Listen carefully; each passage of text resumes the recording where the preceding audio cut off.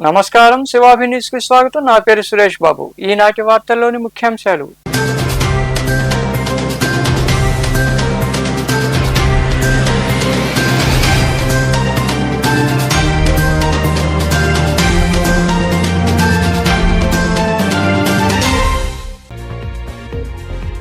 ప్రజలకు ఆమోదయోగ్యంగా ఉండేలా పార్కులు. నెల్లూరులోని అబ్దుల్ కలాం పార్కును సందర్శించి ఉల్లాసంగా గడిపిన మంత్రి నారాయణ. అనంతరం ఏర్పాటు చేసిన కార్యక్రమంలో మాట్లాడిన కలెక్టర్ హిమాంశు శుక్లా.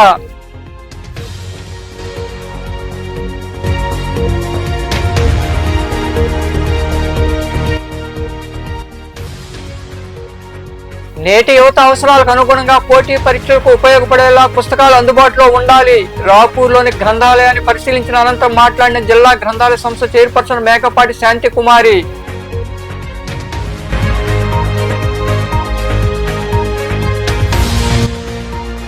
జగన్మోహన్ రెడ్డి హయాంలోనే అభివృద్ధి సంక్షేమం. వెంకటాచలం మండలం పూడిపత్తి గ్రామంలో ఉప సర్పంచ్ సురేష్ కుటుంబ సభ్యులను పరామర్శించిన అనంతరం మాట్లాడిన మాజీ మంత్రి కాకాని గోవర్ధన్ రెడ్డి.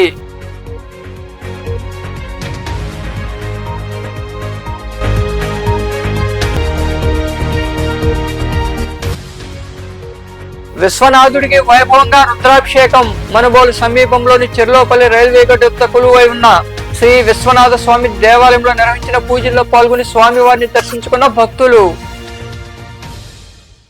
నెల్లూరు నగర పరిధిలోని 48వ డివిజన్ అబ్దుల్ కలాం పార్కును రాష్ట్ర పురపాలక శాఖ మంత్రి పొంగూరు నారాయణ, కలెక్టర్ హిమాంశు శుక్లా, కమిషనర్ నందన్ పరిశీలించారు. మంత్రి నారాయణ ప్రజలతో కలిసి జిమ్ లో పాల్గొని ఉల్లాసంగా గడిపారు.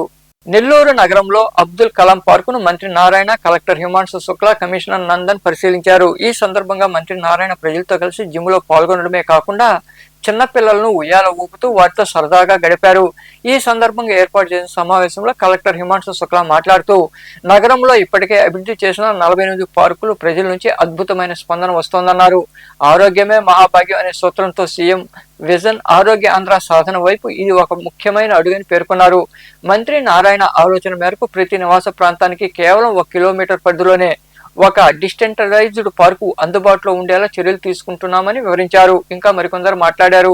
ఈ కార్యక్రమంలో మేయర్ దేవరకొండ సుజాత, ఉప మేయర్ రూప్ కుమార్ యాదవ్, జడ్పీటీసీ మాజీ సభ్యురాలు విజేతరెడ్డి, నాయకులు ధర్మవరపు సుబ్బారావు తదితరులు పాల్గొన్నారు. నేటి యువత అవసరాలకు అనుగుణంగా పోటీ పరీక్షలకు ఉపయోగపడే పుస్తకాలను మరింత అందుబాటులో ఉంచాలని జిల్లా గ్రంథాలయ సంస్థ చైర్పర్సన్ మేకపాటి శాంతికుమారి సూచించారు.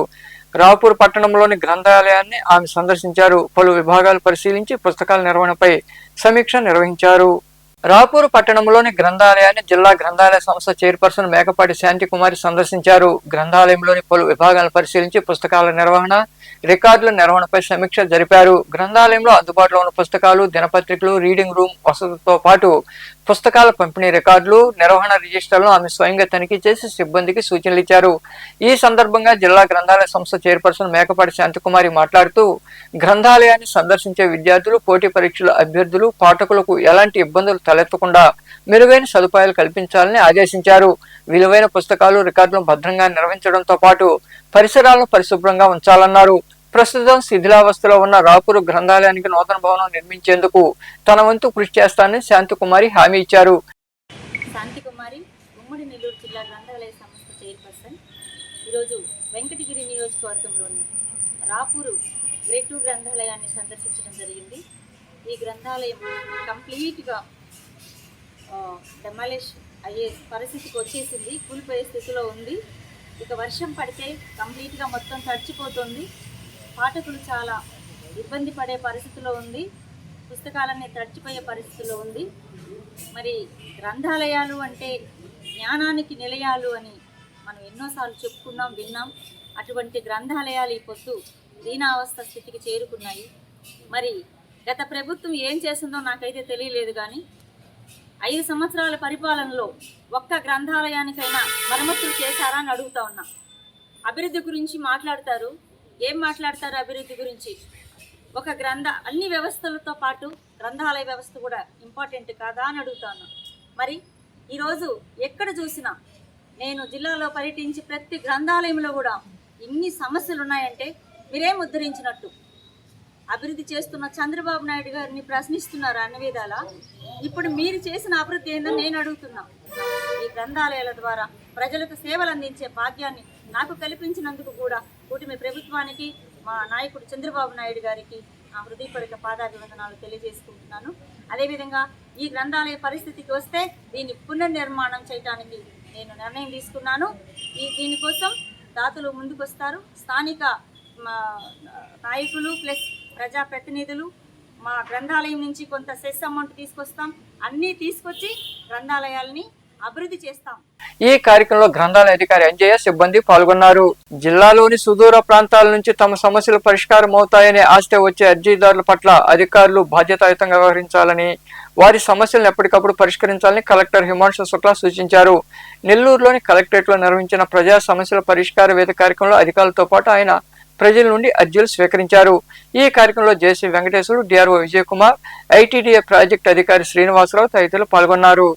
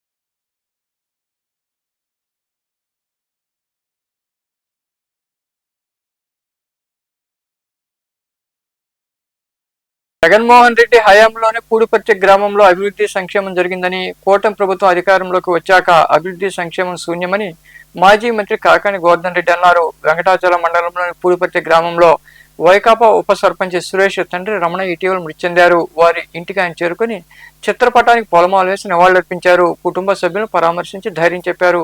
అనంతరం కాకాని గోవర్ధన్ రెడ్డి మాట్లాడారు.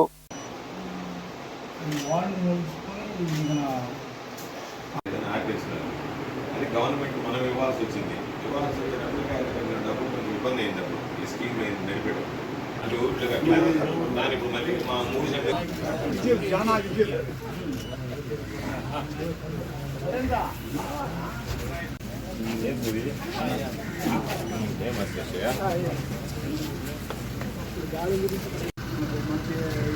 ఉప సర్పంచ్గా పనిచేసినటువంటి సోదరులు సూరి తండ్రి మరణించడంతో ఆయన్ని కుటుంబ సభ్యుల్ని ఆ రోజు నేను లేనందువల్ల ఈరోజు వచ్చి వాళ్ళని పరామర్శించి కుటుంబ సభ్యుల్ని పరామర్శించి వారి తండ్రి వృత్తికి నివాళులు అర్పించడం జరిగింది. అయితే గ్రామంలో వచ్చినటువంటి సందర్భంలో ఆ కుటుంబాన్ని పరామర్శించినటువంటి అనంతరం గ్రామస్తులు, స్థానికంగా ఉన్నటువంటి ఎస్సీ కాలనీకి సంబంధించినటువంటి ప్రజలు, ఎస్టీ కాలనీకి సంబంధించినటువంటి ప్రజలు, గ్రామస్తులు అందరితో కూడా స్థానికంగా ఉన్నటువంటి మా వైఎస్ఆర్ కాంగ్రెస్ పార్టీ నాయకులు, కార్యకర్తలతో కూడా కలిసి మాట్లాడడం జరిగింది. అంటే ఏ గ్రామానికి వెళ్ళినా స్థానికంగా ఉండేటువంటి ప్రజలందరూ చెప్పేది జగన్మోహన్ రెడ్డి గారి హయాంలో జరిగినటువంటి అభివృద్ధి సంక్షేమం తప్ప కూటమి ప్రభుత్వం అధికారంలోకి వచ్చిన తర్వాత అటు అభివృద్ధి కానీ ఇటు సంక్షేమం కానీ శూన్యం అని చెప్పుకునేటువంటి పరిస్థితి ఏర్పడింది.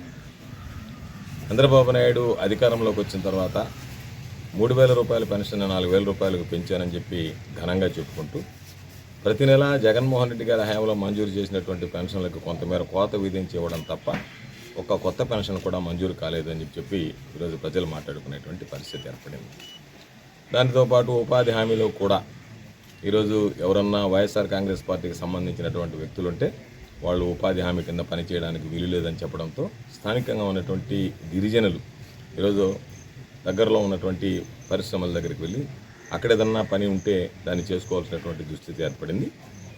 వైఎస్ఆర్ కాంగ్రెస్ పార్టీ ప్రభుత్వంలో పార్టీలకు అతీతంగా ఎంతమంది ఉపాధి హామీకి సంబంధించినటువంటి పనులు కావాలని కోరుకున్నా వాళ్ళందరికీ కూడా జాబ్ కార్డులు ఇచ్చి పని కల్పించడం జరిగింది. అదేవిధంగా ఈరోజు ఎస్సీ కాలనీకి సంబంధించి శాశ్వత ప్రాతిపదికన దశాబ్దాలుగా పెండింగ్లో ఉన్నటువంటి త్రాగునీటి సమస్యను పరిష్కరించాం. వాళ్ళకు ప్రత్యేకమైనటువంటి బోర్లు ఇచ్చి మంజూరు చేసాం. అదేవిధంగా అంతర్గత సిమెంట్ రోడ్లు ఎక్కడా కూడా లేకుండా మట్టి రోడ్డు అనేటువంటిది కనిపించకుండా సిమెంట్ రోడ్డు నిర్మాణం పూర్తి చేశాం. గిరిజన కాలనీలో దాదాపు 52 కుటుంబాలకి నూతనంగా ఇళ్లు మంజూరు చేసి ఆ ఇళ్లు నిర్మించాం. కొంతమేర ఇళ్ల నిర్మాణం పూర్తయిన తర్వాత అది పూర్తయ్యేటువంటి దశలో ప్రభుత్వం మారడం, కూటమి ప్రభుత్వం అధికారంలోకి వచ్చిన తర్వాత అక్కడి నుంచి బిల్లులు చెల్లించకపోవడంతో పాపం పేద గిరిజనులు ఆ అసంపూర్తిగా ఉన్నటువంటి ఇళ్లలోనే ఈరోజు నివాసం ఉండాల్సినటువంటి దుస్థితి ఏర్పడింది. ఇళ్ల స్థలాలు ఇస్తే ఈరోజు అందరూ ఇళ్లు నిర్మించుకున్నారు, సంతోషించాల్సినటువంటి విషయం. ఈరోజు ఇళ్ల స్థలాలు ఇచ్చాం, ఇళ్లు నిర్మించి ఇచ్చాం. అదేవిధంగా పెన్షన్లు ఇచ్చాం, ఉపాధి హామీలు అర్హత కలిగినటువంటి వాళ్ళందరికీ కూడా అవకాశం కల్పించాం. ఈరోజు స్థానికంగా ఉండేటువంటి రైతులు మాట్లాడుతున్నారు, మన హయాంలో ఆ పార్టీ ఈ పార్టీని చూడకుండా రాజకీయాలకు అతీతంగా పార్టీలకు అతీతంగా పంట వరి సాగు చేసుకున్నటువంటి ప్రతి ఒక్కరికి కూడా యూరియా అందించాం.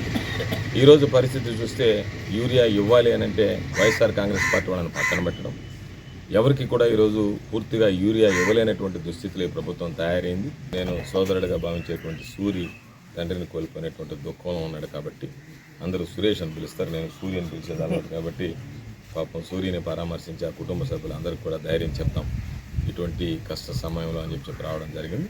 మరొకసారి సూర్య తండ్రికి నివాళులు అర్పిస్తూ ఆ కుటుంబ సభ్యులకి నా ప్రగాఢమైనటువంటి సానుభూతిని తెలియజేస్తాను. ప్రభుత్వం ఎంత దిగజారిపోయింది అంటే ఈరోజు చివరికి ఒక లాకప్ డెత్ జరిగితే మా అనుభవంలో దాని మీద లాకప్ డెత్ జరిగినటువంటి వాస్తవాలు మేమైతే చెప్పామో వాటిని ప్రసారం చేసినటువంటి మాధ్యమాల మీద, టీవీల మీద, పత్రికలకు నోటీసులు ఇచ్చి మీ దగ్గర ఏం ఆధారాలు ఉన్నాయో ఆధారాలు తీసుకురండి అని చెప్పి ఈరోజు పోలీసులు నోటీసులు ఇవ్వడం జరిగింది.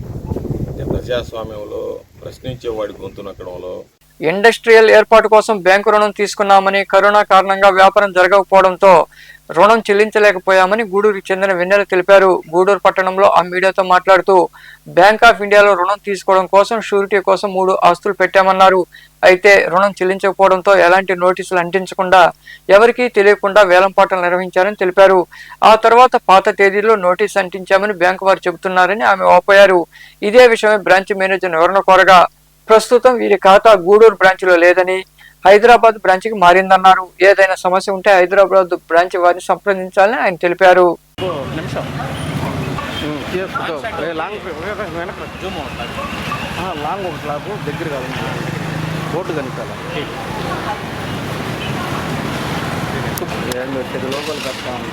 వెన్నెల అండి 2018లో ఒక మ్యానుఫ్యాక్చరింగ్ యూనిట్ కోసం బ్యాంక్ ఆఫ్ ఇండియాలో లోన్కి అప్లై చేసుకున్నాను సార్. 2018 అక్టోబర్లో లోన్ 42 lakhs శాంక్షన్ చేశారు. అది కూడా సెక్యూర్డ్ లోను. 3 ప్రాపర్టీస్ మార్టిగేజ్ చేశాం సార్. ఇక్కడ గూడూరులో మెయిన్ ప్రాపర్టీగా ఫ్యాక్టరీ ఒకటి, ఆ తర్వాత గూడూరులో ఇల్లు ఒకటి, ఆ తర్వాత నెల్లూరులో ఉండే అపార్ట్మెంట్ ఫ్లాట్ ఒకటి, 3 మార్టిగేజ్ చేసి వర్త్ ఆఫ్ అది గవర్నమెంట్ వాల్యుయేషన్ వేసుకున్నా కూడా 1.3 crores ఉంటాయి. దాన్ని వాల్యుయేషన్గా పెట్టి మేము 42 lakhs లోన్ తీసుకున్నాం సార్. ఆ తర్వాత 2019లో ప్రొడక్షన్ స్టార్ట్ అయింది. స్టార్ట్ అయిన 6 monthsకే కోవిడ్ వచ్చింది. కోవిడ్ వచ్చిన తర్వాత లాక్డౌన్ అయింది. ఆ లాక్డౌన్ వల్ల ఏంటంటే కొత్తగా బిజినెస్ స్టార్ట్ చేయడం వల్ల మ్యానుఫ్యాక్చరింగ్ యూనిట్ బాగా డౌన్ అయిపోయింది. తర్వాత అగైన్ రీస్టార్ట్ చేసినా కూడా మాకు కొత్త యూనిట్ అవ్వడం వల్ల ఏంటంటే ఆర్డర్స్ ట్రాక్ చేయలేకపోయాము. ఎరవడం అయిపోయిన తర్వాత మేము చాలాసార్లు మా దగ్గర ఉన్నవే 3 ప్రాపర్టీస్, ఆ 3 ఆల్రెడీ బ్యాంక్లో పెట్టేసాము. మేము బ్యాంక్నే చాలాసార్లు రిక్వెస్ట్ చేసాం, మా దగ్గర ఇంక వేరే సోర్స్ ఏం లేదు, అడిషనల్ క్యాపిటల్ శాంక్షన్ చేయండి అని చాలాసార్లు రిక్వెస్ట్ చేసాం. కానీ బ్యాంక్ ఒక్కసారి కూడా మా వైపు పాజిటివ్గా ఆలోచించలేదు. ఈవెన్ గవర్నమెంట్ సబ్సిడీ కూడా మాకు అప్పుడు రాని పరిస్థితిలో ఉన్నామన్నమాట. 2023 డిసెంబర్లో అకౌంట్ ఎన్పీ అయింది. మేనేజ్ చేయలేకపోయిన తర్వాత ఆల్మోస్ట్ 2 years మేము సైలెంట్గా ఉండాల్సిన పరిస్థితి. 1 రూపాయి కూడా బయట నుంచి జనరేట్ చేసే పరిస్థితి లేదు మా దగ్గర. ఇంకా అలాంటి సిచ్యువేషన్లో ఏంటంటే బ్యాంక్ ఆల్రెడీ పొజిషన్ తీసేసుకుంది మా దగ్గర నుంచి ప్రాపర్టీస్ మీద. తీసుకున్న తర్వాత సింబాలిక్ పొజిషన్ తీసుకుంది. ఆ తర్వాత ఫస్ట్ టైము 2025లో ఫస్ట్ సేల్కి వెళ్ళారు. ఫస్ట్ సేల్కి వెళ్ళిన తర్వాత మేము అగైన్ వాళ్ళని వెళ్ళి రిక్వెస్ట్ చేసాము. రిక్వెస్ట్ చేసినా కూడా వాళ్ళు ఏమీ చెప్పలేదు మాకు ఆన్సర్. తర్వాత డిఆర్టీలో కేసు ఫైల్ చేసాం. డిఆర్టీలో కేసు ఫైల్ చేస్తే ఫస్ట్ సేల్ డిఆర్టీలో 60 days అంటే ప్రీ సేల్ నోటీస్ ఇవ్వకుండా వాళ్ళు ఆప్షన్కి వెళ్ళారు అని చెప్పి ఇర్రెగ్యులారిటీ తోటి డిఆర్టీలో ఆప్షన్ క్యాన్సిల్ అయిపోయింది. అగైన్ మళ్ళీ అది క్యాన్సిల్ అయిన కొన్ని రోజులకి మళ్ళీ సేల్కి వెళ్ళారు. వాళ్ళు సేల్ నోటీస్ ఇచ్చారు. అగైన్ అండర్ వాల్యుయేషన్ వేయడంతో ఆ ఇర్రెగ్యులారిటీ తోటి మళ్ళీ అగైన్ ఆప్షన్ క్యాన్సిల్ అయింది. మేము ఈ 2 years అసలు 16 months మిల్క్ ప్రొడక్షన్ ఏమీ చేయలేకపోయాం. తర్వాత అతి కష్టం మీద అక్కడ ఇక్కడ మళ్ళీ అమౌంట్ తీసుకొచ్చి మంచిగా రన్ చేసే టైంలో బ్యాంక్ కూడా వచ్చి ఇన్స్పెక్షన్ చేసింది సార్. ఉంది అని వాళ్ళకు కూడా తెలుసు స్టాక్ ఉంది అని. మేము జస్ట్ ఒక 2 months టైం అడిగాం. 2 months టైం ఇవ్వండి, ప్రాపర్టీస్ ఎక్కడికి పోవు కదా సార్. 2 months టైం ఇవ్వండి, మేము అమౌంట్ ఓటీఎస్కి వెళ్ళిపోతాము, ఓటీఎస్కి వెళ్ళి అమౌంట్ క్లియర్ చేసుకుంటామని రిక్వెస్ట్ చేశాం. ఎంత రిక్వెస్ట్ చేసినా వాళ్ళు సేల్ నోటీస్ ఇచ్చేశారు. సేల్ నోటీస్ ఇవ్వగానే మళ్ళీ మేము డిఆర్టీలో ఫైల్ చేసుకున్నాం. బ్యాంక్ ఆఫీస్ అయినప్పుడు బ్యాంక్ ఎందుకు రివీల్ చేయటం లేదు ఈ పర్సన్ గురించి? అది సార్ మాకు కావాల్సింది. వాళ్ళ భవిష్యత్తు ఒక్కటే కాదు, మా దగ్గర పనిచేస్తున్నారు 20 మంది దాకా మా దగ్గర పనిచేస్తున్నారు. వాళ్ళందరి జీవితాలు కూడా ప్రశ్నార్థకమే కదా సార్. ఇప్పుడు అందుకని మేము డిమాండ్ చేసేది అంటే ఇప్పుడు ఉన్న పలంగా మా దగ్గర నుంచి ఫిజికల్ పొజిషన్ బలవంతంగా తీసుకుంటున్నారు. మమ్మల్ని బెదిరించడానికి అడ్వకేట్ కమిషనర్ బలవంతంగా తీసుకుంటున్నారు. అడ్వకేట్ కమిషనర్ 6 months బ్యాక్ ఇచ్చింది సార్ నోటీసు. దాని వ్యాలిడిటీ 2 months. మేము ఏం అడిగాము, వచ్చినప్పుడు ఎక్స్టెన్షన్ కాపీ ఇవ్వండి అని అడిగాము. ఆ ఎక్స్టెన్షన్ కాపీ అడిగితే నువ్వెవరు నన్ను అడగడానికి అని మాట్లాడుతున్నారు. ఎవరిని అడగాలి సార్? గూడూరు పట్టణంలోని బాలాజీనగర్ ఏర్పాటున్న ప్రగతి సేవా సంస్థ కార్యాలయంలో ఆ సంస్థ ఆధ్వర్యంలో వాకాడు మండలం జాండ్రపేట గ్రామానికి చెందిన విద్యార్థి పనబాక శ్రీనాథ్ ఇంజనీరింగ్ విద్య కోసం అవసరమైన విద్యా సామగ్రి కొంత నగదును అందజేశారు. ఈ సేవా కార్యక్రమానికి ముఖ్య అతిథిగా హాజరైన మయూరి శ్యామ్ యాదవ్, సంస్థ అధ్యక్షుడు కడివేటి చంద్రశేఖర్ మాట్లాడారు. ఈ కార్యక్రమంలో సంస్థ ప్రతినిధులు కాటూరి శ్రీనివాసులు, రాము, కుమార్ నాయుడు, కృష్ణారెడ్డి, మల్లి, వెంకట్రావు, నాగేంద్ర, జలేంద్ర తదితరులు పాల్గొన్నారు.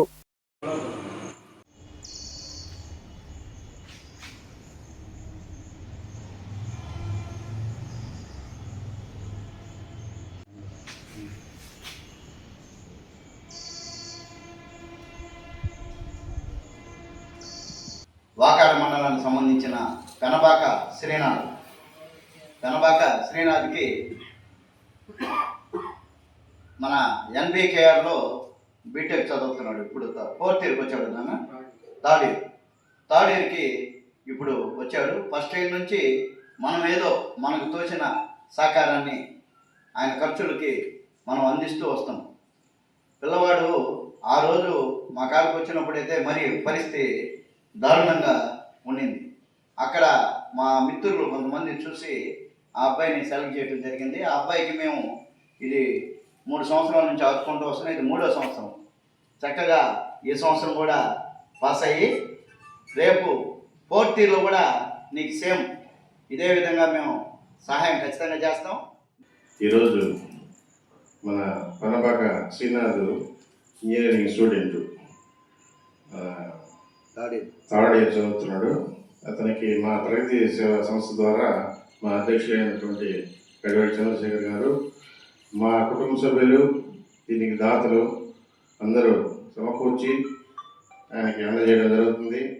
ప్రగతి సేవా సంస్థ అధ్యక్షుడు కడివేటి చంద్రశేఖర్ గారు, అదేవిధంగా వారి కుటుంబ సభ్యుల పూర్తి సహసహకారంతో బీటెక్ 3వ సంవత్సరం చదువుతున్నటువంటి పనబాక శ్రీనాథ్ పిల్లవాడికి గత 3 సంవత్సరాల నుంచి అతను చదువుకు అవసరమయ్యే కొంత నగదుని ఇవ్వటం అనేది చాలా మంచి పరిమాణం.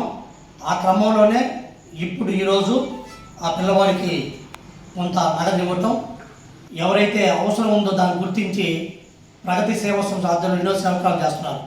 రాష్ట్రంలో కూటమి ప్రభుత్వం తీసుకొచ్చిన P3 విధానంతో రిజిస్ట్రేషన్ కార్యాలయాలను ప్రైవేటు సంస్థలు కట్టబెడుతూ జారీ చేసిన జీవో నెంబర్ 396ను వెంటనే రద్దు చేయాలని, దస్తావేజు లేఖర్ల జీవనోపాధిని కాపాడాలని దస్తావేజు లేఖర్ల సంక్షేమ సంఘం నాయకులు డిమాండ్ చేశారు. నాయుడుపేట పట్టణంలో వారు నిరవధిక సమ్మె చేపట్టారు. ఈ సందర్భంగా నాయకులు మాట్లాడుతూ ఈ నెల 31వ తేదీ వరకు పెన్ డౌన్ కార్యక్రమం కొనసాగుతుందని వివరించారు.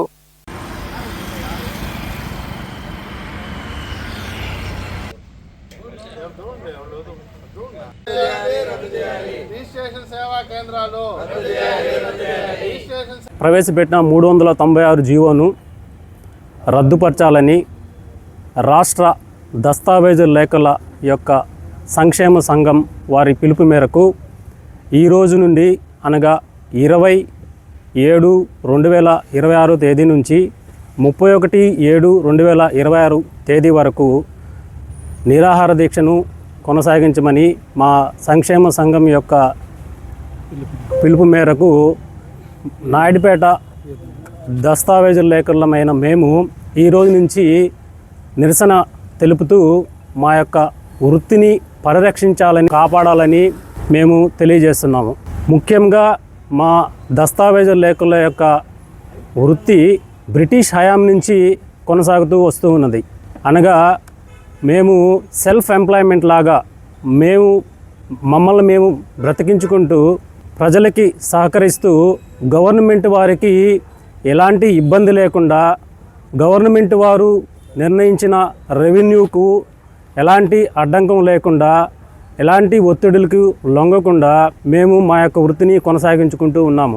కావున ప్రభుత్వం వారికి మా తరపు నుంచి మేము తెలియజేయడం ఏమనగా మా యొక్క దస్తావేజుల లేఖల యొక్క కడుపును కొట్టి ఆర్ఎస్కే సేవా కేంద్రాలను ప్రారంభించి మమ్మల్ని రోడ్డు పాలు చేయవద్దని మనవి చేస్తున్నాము. ముఖ్యంగా మా తరపు నుంచి మేము తెలియజేయడం ఏమనగా ప్రజల యొక్క సమ్మతితో, ప్రజల యొక్క ప్రోత్సాహంతో, ప్రజల యొక్క నమ్మకంతో మేము ఈ వృత్తిని కొనసాగిస్తూ వస్తున్నాము. మేము స్టేట్ వైడ్ తీసుకుంటే అందరం అసిస్టెంట్లు అయితేనేమి, డిటిపి ఆపరేటర్లు అయితేనేమి, దస్తావేజు లేఖర్లు అయితేనేమి, ఈ వృత్తి మీద ఆధారపడిన ప్రతి ఒక్కరూ మరియు స్టాంపు వెండర్లు, వారి యొక్క సలహాదారులు, సహాయకులు అందరం కలిసి రాష్ట్రం మొత్తం మీద 1,00,000 పైగా కుటుంబాలు ఉన్నాయి. ఒక్కొక్క కుటుంబానికి 4 తీసుకున్న 4 లక్షల మంది జీవనోపాధిని ప్రభుత్వం వారు నిర్వీర్యం చేసి మమ్మల్ని రోడ్డు పాలు చేసే విధానమే ఆర్ఎస్కే.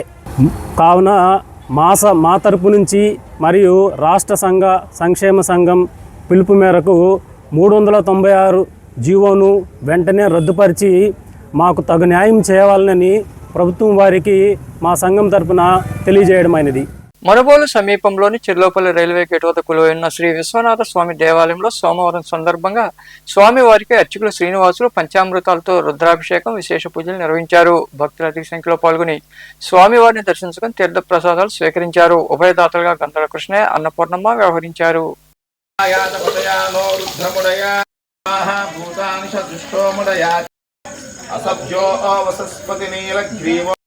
నమస్తే రుద్రమణ్యవతోదైషవే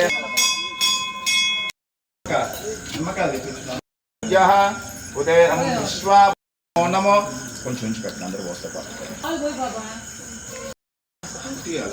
నమ సహస్రాక్షాయ చ అగ్ర్యాయ నమో నమో శోత్రాయ నమో దీప్యాయ నమో జ్యేష్ఠాయ నమో శూతాయ అంతాయ వననాంపతే నమో రోహితాయ స్తపతే. ఓం నమ సహమానాయ చిన పోయిమ్మ కరుణ్ భై నేను బాధపడతాను. ఓకే నమః దుఃఖ్యాయ చ హన్యాయ చ నమో విష్ణవే చ ప్రముషాయ చ నమో దూతాయ చ ప్రణీతాయ చ నమో నిశృంగినే చ నమః శంకరాయ చ మజస్కరాయ చ నమః శివాయ చ శివతరాయ చ శ్రీర్యాయ చ పార్యాయ ఏషాం పురుషానాం ఏషాం హేతున వివేశ తస్మై రుద్రాయ నమో అస్తు. ఓం ఆప్యాయ నీర్జాయ నమో సూర్యాయ నమో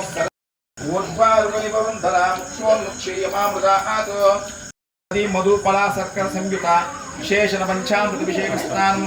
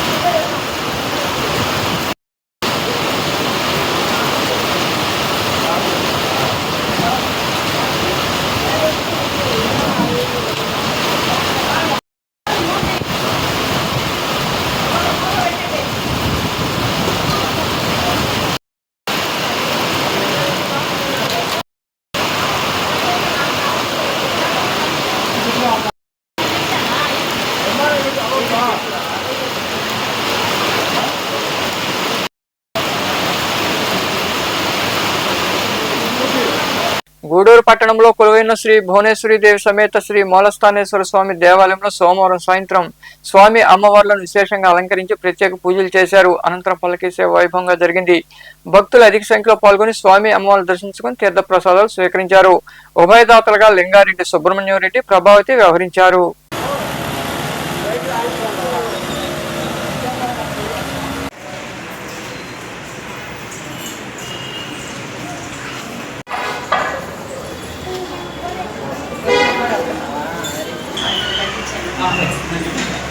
నిన్న ఫంక్షన్ వచ్చారు అదే తెచ్చాను, వాళ్ళు తీసుకుంటా అన్నాడు, మళ్ళీ ఇస్తాను నేను.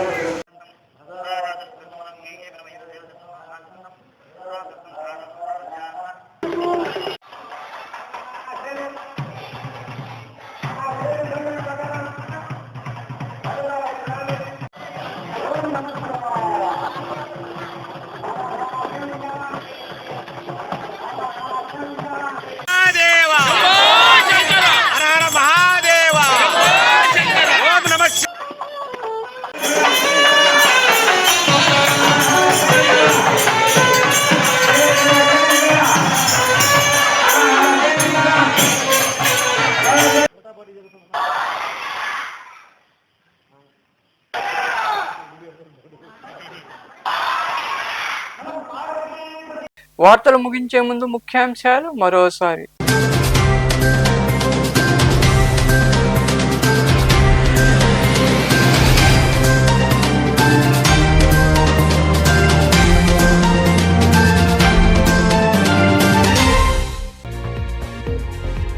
ప్రజలకు ఆమోదయోగ్యంగా ఉండేలా పార్కులు. నెల్లూరులోని అబ్దుల్ కలాం పార్కును సందర్శించి ఉల్లాసంగా గడిపిన మంత్రి నారాయణ. అనంతరం ఏర్పాటు చేసిన కార్యక్రమంలో మాట్లాడిన కలెక్టర్ హిమాంశు శుక్లా.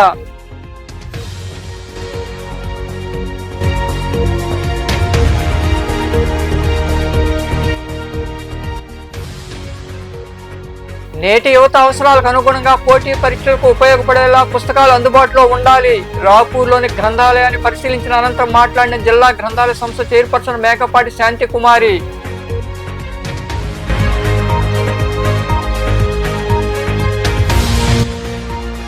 జగన్మోహన్ రెడ్డి హయాంలోనే అభివృద్ధి సంక్షేమం. వెంకటాచలం మండలం పూడిపత్తి గ్రామంలో ఉప సర్పంచ్ సురేష్ కుటుంబ సభ్యులను పరామర్శించిన అనంతరం మాట్లాడిన మాజీ మంత్రి కాకాని గోవర్ధన్ రెడ్డి.